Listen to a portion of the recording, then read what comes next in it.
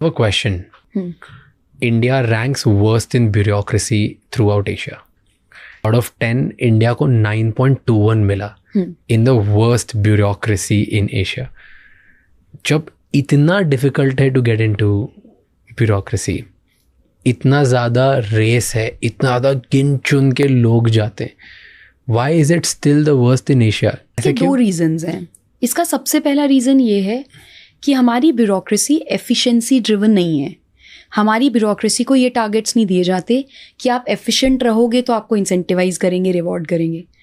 अगर आप एक कलेक्टर हैं तो आपका कस्टमर, क्लाइंट एक विडो औरत भी हो सकती है, एक छोटी बच्ची भी हो सकती है जिसको स्कॉलरशिप चाहिए, विडो को विडो पेंशन चाहिए, एक बिजनेसमैन भी हो सकता है, एक स्ट्रीट हॉकर भी हो सकता है.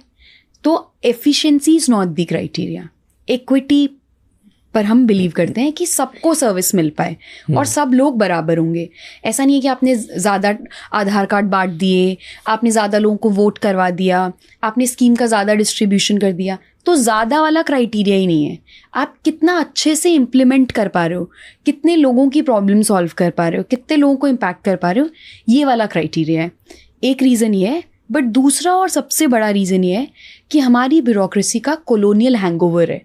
ये इंडिया की ब्यूरोक्रेसी नहीं है, ये तो ब्रिटिशर्स की ब्यूरोक्रेसी थी ना, जिसको हमने बस ले लिया और अब चलाए जा रहे हैं.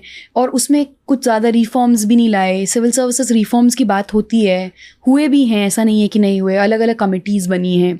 ये कलेक्ट्रेट वाला जो कल्चर है ये ब्रिटिश है, IPS ब्रिटिश है. ये सारी चीज़ें करते हैं. हमारे यहाँ पुलिस से डर लगता है लोगों को, पुलिस से दोस्त वाली फीलिंग तो नहीं आती. But is it the same in US? When you call 911 you don't feel scared, you feel that they will come and help you. But यहाँ पर रिवर्स है.